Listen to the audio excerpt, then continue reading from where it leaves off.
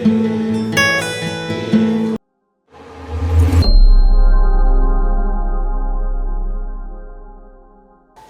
public service rules are not mere formalities. They are guiding principles that shape our conduct, professionalism, and responsibility. As public servants, as agricultural researchers and administrators, our work directly impacts food security, national development, and the livelihood of millions of Nigerians. Today's theme reminds us of the need to uphold ethics, discipline, and accountability in all we do. Ethics demand honesty and integrity in our research and official duties. Discipline requires punctuality, diligence, and respect for established procedures. Accountability calls us to responsibly manage public resources and remain answerable for our actions and decisions. Asuri believe that the welfare of staff is closely tied to the strength and credibility of our institution. Therefore, while we continue to advocate for the right and welfare of our members, we also encourage every staff members to demonstrate professionalism, transparency, and commitment to service. As we participate in this program, let us see it as an opportunity for reflections and renewal. Nigeria needs a vibrant and effective agricultural research system, and this begins with each of us recommitting ourselves to the value of integrity, accountability, and excellence in service. In every society where there are not rules guiding the operations and the model of activities in that society is doomed. And in its wisdom, the government of Nigeria have developed what is called the public service rules. From the very first day, you picked an appointment letter and you are offered an appointment in any of the MDs.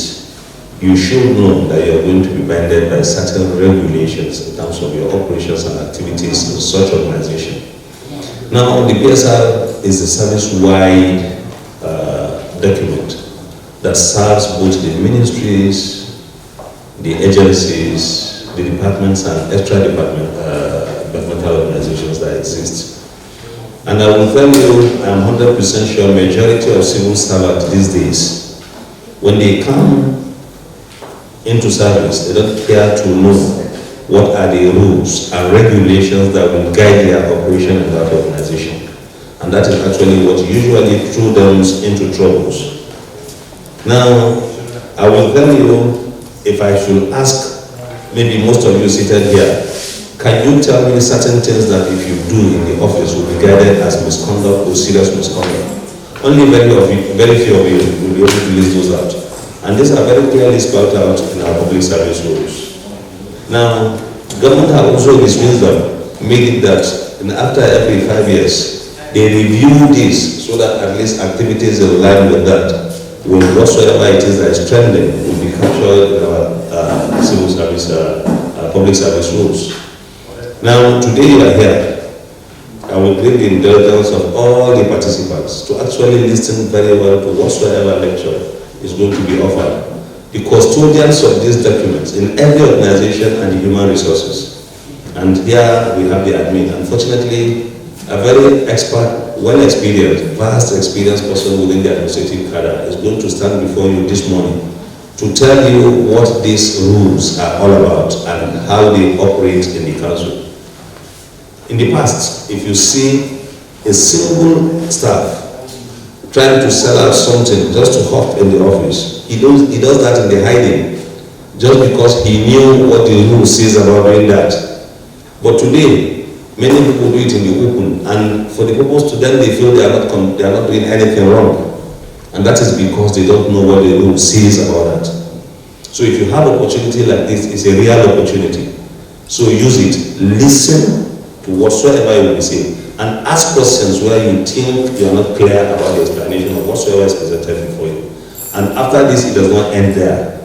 I will also claim your indulgence that if you have a copy for yourself of the public service rules, and time to time, you go through it to also understand the details of issues inside. We're just going to briefly look at the evolution. Like I told you, before we got to this 2021, there is an evolution.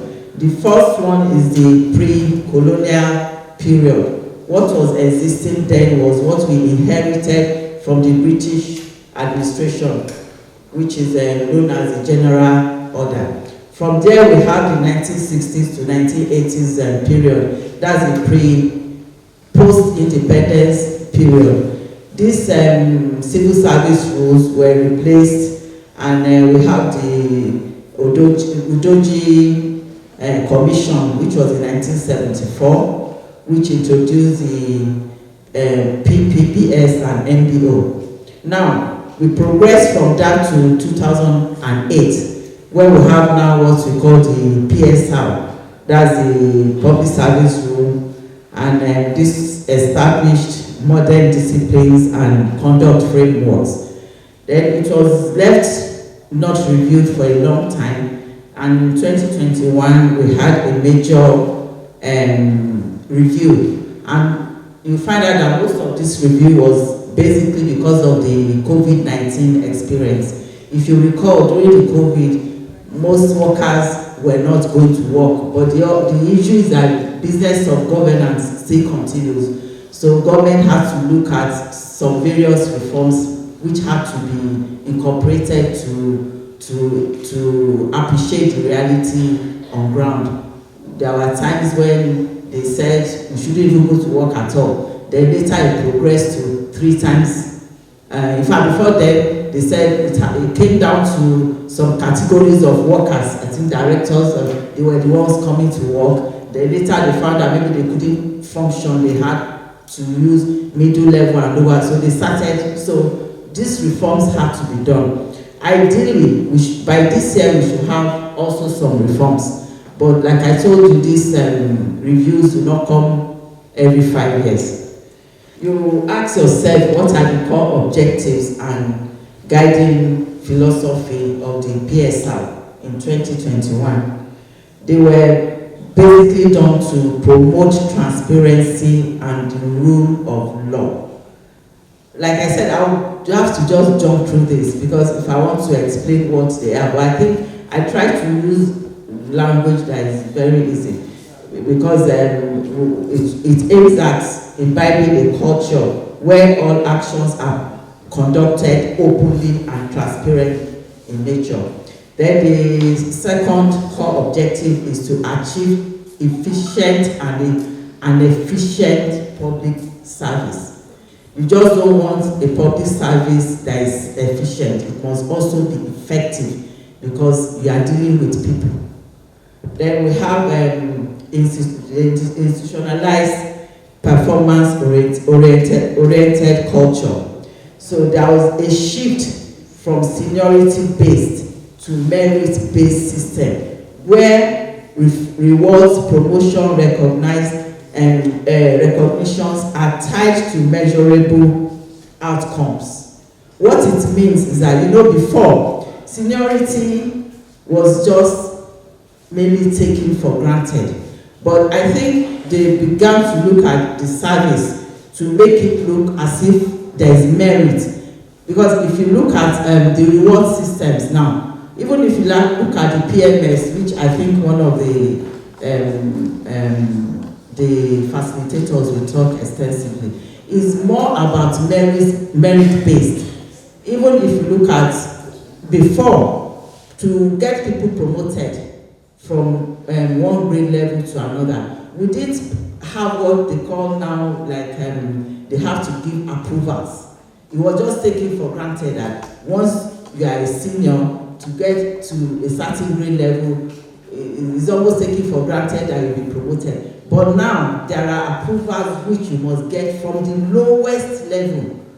It was before just concentrated on the directorate level. But now it's cut across all. Then you now have the fourth one, which is integrate emerging governance trend. So I think that is self-explanatory. Next slide, please. Then we have the chapter 2. Now, what are the code of conduct as is enshrined and expected of a civil servant? Let me put it that way. Now, there are basic ethical standards you expect from a civil servant. Now, non-discrimination. That means there is no bias based on your origin, your sex, your religion, status, or ethnicity. Then you have discipline. Discipline, you are expected to adhere strictly to the rules and regulations. Then loyalty. Your loyalty should not be placed on an individual within the organization. I know why I say this. Your loyalty should lie with the nation and your employer. The 2021 Public Service Rule has really dealt with the issue of movement from the usual upper form now to the PMS. I think the next speaker will talk a lot on PMS, so I don't want to belabor that part.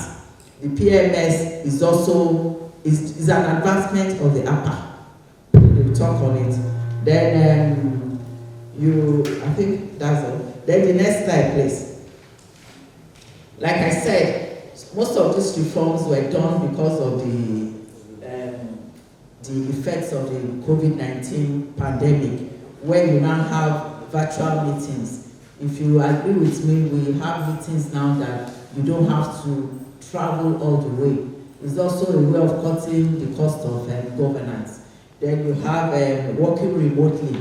Well, this working remotely, I put it there just in case we have another pandemic, but now I don't think anybody is actually working remotely now. Somehow we're all still coming back to work now.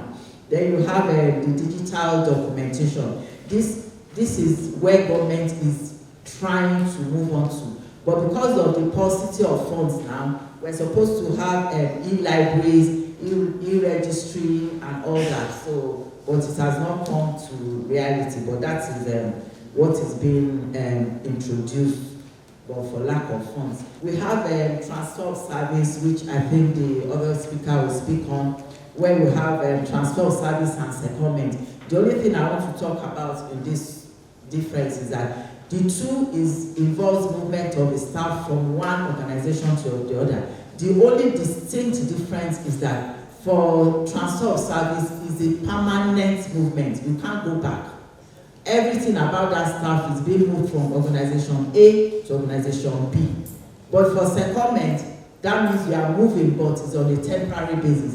It's done for 2 years in the first instance, then another 2 years. In the old public service rule, there's what we call public interest. Public interest is for as long as you can even retire from there. But they looked at it as a way of some people moving from, they now confuse it to transfer of service. So now you can only go for maximum of extra 2 years, which means you can't leave an organization more than 6 years. If you do that, you are your own. There were some measures which government took over some years, which affects finance and admin, basically. You had the TSA. It came in effect, I think, in August of 2015 under the Buhari administration.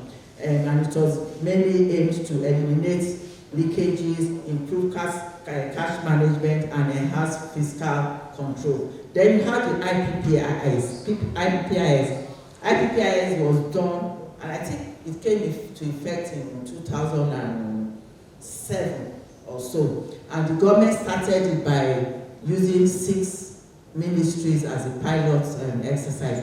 And the impact is to eliminate ghost workers, reduce payroll fraud, and accurate personnel data. Then you have the gift miss. The gift miss came into effect, I think, in 2012, and it was mainly to automate public sector budgeting and to standardize financial reporting. What is work ethics? It's a group of moral principles, standards of behavior by laid down values regarding proper conduct at the workplace. And there is a system of rules and principles that have been accepted by us in the council here. And it's a set of moral principles that are generally accepted, like I said, by the society or a social group. In this case, is ARCL. And then we said there are laid down rules, written and accepted principles. about how to conduct the business of government. These are found in the PSR, Financial Regulations, Civil Service Handbook, Official Gazette, Condition of Service, etc. Section 23 talk about discipline, integrity, dignity of labor, social justice, religious tolerance, self-reliance, patriotism, next slide, good image of the service, national consciousness, avoidance of delays, social problems and social justice, use of authority, and flexibility in decision-making. Next slide. And then what are the sources? Like I said, the Official Secret Act 1962, the Colonial Legacy of the Civil Service, our Criminal and Penal Code, common law as applicable in Nigeria, the PSR, FR, Civil Service, and then government circulars, gazettes, and standing orders. Then why work ethics are necessary? Nature of man.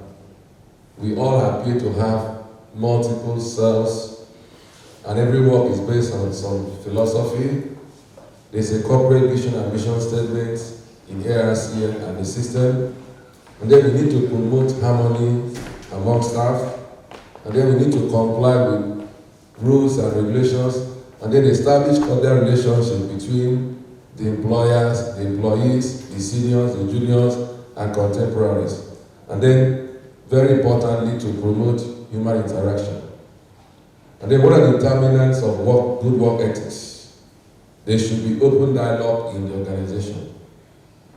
There should be a free flow of feedback.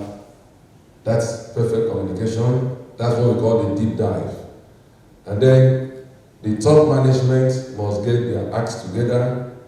There should be proper communication of codes of ethics, principles, rules, applicability, and then fair there on both pay and entitlement. Then ethics and value system in the public service has to be democratic, honest, and impartial advice, and making all relevant information relevant to the decision available. Professional values means serving with competence, excellence, efficiency, effectiveness, objectivity, and being impartial.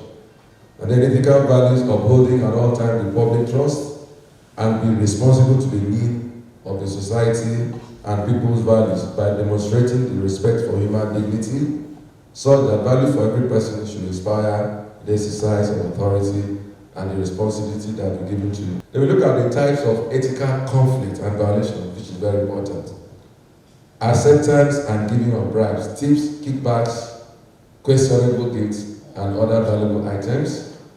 Nepotism, we all know what it means. In relationship with subjects, staff, customers, suppliers, bidders, etc. And then undue concessions to clauses in contracts and negotiations. Procurement, people understand what I'm talking about. And then disclosure of confidential information outside officially approved framework. And then deliberate provisions for the use of false information. Under the law, civil servants are excused to go into agricultural business. You are excused, including political office holders, not just poultry, any agri-business. You are allowed to go into that. And then malicious leakage of information and documents, and then the PH, not the one we have. They pull him down syndrome. You are not happy to see your colleague progress. You must always be willing to drag him down. And then you collude with external forces to destabilize the workplace. And then you derail organizational set goals for your own selfish purposes. And then financial mismanagement. The head of service thought about it, that we cannot continue to go the route of the traditional method. Everything is evolving. The civil service has to evolve. And we've been lucky to have transformational head of service in the last couple of years who have come up with very, very good initiatives to make sure that the civil service is now moving toe-to-toe with our external stakeholders like the private sector. Now, what does FCIP mean? Let's go. FCIP is the Federal Civil Service Strategy and Implementation Plan 2021 to 2025. Now, you see this one we are currently using is FCIP 25. However, it is a successor of the previous one that was done in 2017 to 2020. Now you see that previous one, during COVID, they realized that they had a lot of challenges with that one. So they had to go back to the drawing board and work on those challenges. Those challenges that they worked on now gave birth to the current one we are using, FC 2021 to 2025. Next slide. Now, the strategy was approved by the Federal Executive Council in December 2021, and it was launched by Mr. President on the 23rd of June 2022. Now, FCIP is the government's reform to plan to improve the efficiency, productivity, professionalism, and digital transformation of the civil service. This plan focuses on improving how MDAs operate. That's number one. How staff perform their duties. Number two. And how government services are delivered to citizens. It also seeks to change the civil service culture from routine administration to result-based delivery. Now, before FC25, many of our processes relied heavily on manual paperwork. Yes or no? Routine reporting, outdated systems, moving files from table to table, from office to office. If you want to send a document from here to head of service, you have to find somebody that will collect the letter, go and collect money for dispatch. In case the person that will not give him money for dispatch is not available, he will sit down and wait. The letter is waiting. You understand? Those are archaic ways of doing things. Because during COVID, like Madam rightly said earlier, a lot of people could not come to work, but government business had to continue. Yes or no? Yes. Some directors had to work from their homes. Documents needed to be signed. How were they going about it? They had to learn how to use digital tools. They started learning how to work on their computers by themselves. They started scanning documents by themselves. They started using e-signatures. Yes or no? They will now forward it to whoever it is, wherever the person is, and the person receives it within the twinkling of an eye. That opened up the eyes of the office of the head of service that this transformation is doable. It's just that, as civil servants, we are very averse to change. Transformation, you cannot be fearful of change because change is the constant thing in life. Now, the reform was introduced to address these challenges, reducing delay and bureaucracy, improving monitoring and evaluation, engaging officers to work towards clear results, making government operations faster and more transparent, then preparing the civil service for a digital future. APA looks at how an officer performed generally during the year, but PMS focuses on specific targets. You have a target. Because before the PMS even starts, as HR, you will sit down with the nominal role of every staff and give them job description. Everybody must have a job description. You cannot come to the office and not know what you are there to do. You cannot wake up in the morning, dress up, come to the office, sit down for 5 minutes, then stroll to your friend's office and spend the next 10 hours there. Those days are over. Because your deliverables are waiting. And you have a target, you have a timeline to submit it. The moment you miss it, your scores are dropping. I hope you understand. So APA is there, and PMS is there to focus on specific targets, measurable goals, and continuous improvement. APA would ask, how was this officer this year? But PMS will say, what targets were given? What results were achieved? And how can performance improve? APA is the traditional appraisal system. PMS is model. APA is annual, once a year. When you go and buy the form, you will go to your office, sit down, fill it. You will now carry the 3 for the 3 years. You will now be looking for your friend, come and sign for me, come and sign for me. They sign for you. Reluctantly, you will now carry it and go and give your director. Oga, I want to write promotion, sign my APA. Abi? Is that not what we used to do? But you see now, it is a continuous assessment. Every month, you must sit with your supervisor. Every quarter, you must have appraisal. It's just like in the private sector. I don't know if you have brothers or sisters in the private sector. Shaggy bank, they'll say, hey, appraiser is coming, oh, appraiser is coming. Everybody's afraid because you don't know what is going to happen during appraisal. That is where we're headed. Now, APA is focused on character and conduct, while PMS focuses on results and productivity.